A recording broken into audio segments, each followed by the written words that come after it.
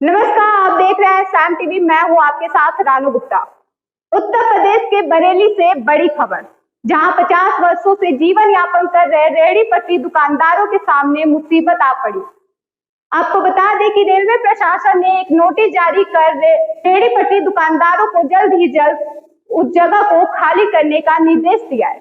ये वही दुकानदार है जिनके पिता या दादा रेलवे में नौकरी करते थे। रिटायर हुए तो उनके बच्चों ने यहाँ छोटी छोटी दुकानें डालकर अपना घर परिवार चलाना शुरू किया। अब रेलवे प्रशासन ने इन मेहनत कशों की रोजी रोटी पर गाज गिरा दी है। डीआरएम ऑफिस के पास जहाँ ये लोग 50 साल से जमे थे, वहीं अब उन्हें नोटिस देकर कहा गया है कि जमीन खाली करो और दुकानें उखाड़ लो।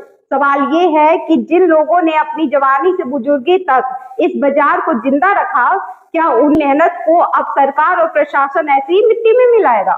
मामला सिर्फ दुकान हटाने का नहीं है, मामला सियासत से भी जुड़ा है, क्योंकि यहाँ के दुकानदार खुलकर आरोप लगा रहे हैं कि रेलवे प्रशासन की नीयत साफ नहीं है। इस जमीन को बेचने का खेल खेला जा रहा है और गरीबों को उजाड़ा जा रहा है, और यही वजह है कि आम आदमी पार्टी अब खुलकर मैदान में उतर आई है। तिरंगा शाखा के प्रदेश अध्यक्ष इंजीनियर जनक प्रसाद खुद मौके पर पहुंचे, दुकानदारों से मुलाकात की और साफ कहा कि अब ये लड़ाई संसद तक जाएगी। आज हम लोग इज्जत नगर के डीआरएम ऑफिस पे खड़े हैं और ये दुकानदार हैं यहाँ पे जो लगभग 50 साल से वहाँ पे अपनी दुकान चला रहे हैं, अपनी रोजी रोटी चला रहे हैं, और लगभग 90% जो लोग हैं यहाँ के रिटायरमेंट जो कर्मचारी हुए हैं रेलवे से, उनके बच्चे हैं अपनी रोजी रोटी कमा रहे, क्योंकि रेलवे ने वैकेंसी निकालना बंद कर दिया है। मोदी जी ने रेलवे में वैकेंसी निकालना बंद कर दिया है, तो ये उनके बच्चे हैं। और जो मोदी जी की जमीन बेचो अभियान चल रहा है, उसके अंतर्गत ये जमीनें जो है बेच के अपने दोस्तों को देंगे। ये यहाँ पे मॉल बनाएंगे, जैसे पूरे देश में जमीनें किसानों की बेची जा रही है, ये भी बेची जा रही है।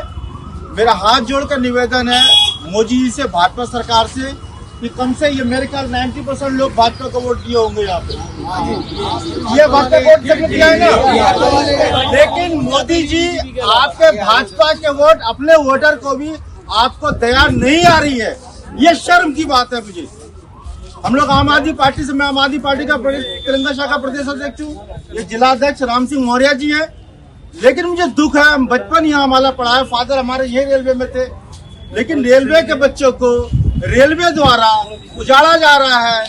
इसका बहुत बहुत खेद है, दुख है, इतना ही कहना चाहते हैं। लेकिन आम आदमी पार्टी, हम संजय सिंह के सिपाही हैं, इसकी लड़ाई रोड से लेके संसद तक, संसद से लेकर सुप्रीम कोर्ट तक लड़ने का काम हम करेंगे, ये हम आपको बताने का काम कर रहे हैं।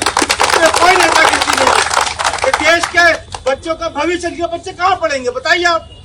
इनके दुकानें छिन जाएंगी, इनके बच्चों को फीस कहाँ देंगे? आपने तो सरकारी स्कूल बंद कर दिया है, सरकार, और प्राइवेट स्कूलों की फीस बढ़ा दी है, इनकी फीस कैसे जाएगी?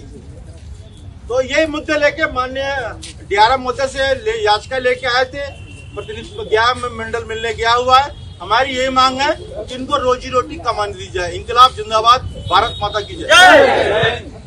सोचिए, सरकार एक तरफ अमृत काल की बात करती है और दूसरी तरफ इन्हीं गरीब दुकानदारों को बेरोजगारी काल में धकेल रही है।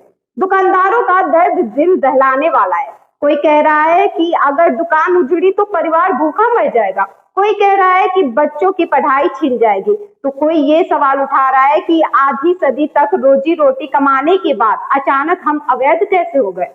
लेकिन हैरानी की बात यह है कि अब तक रेलवे प्रशासन की तरफ से कोई आधिकारिक बयान नहीं आया है, यानी प्रशासन खामोश है और गरीबों के माथे पर पसीना।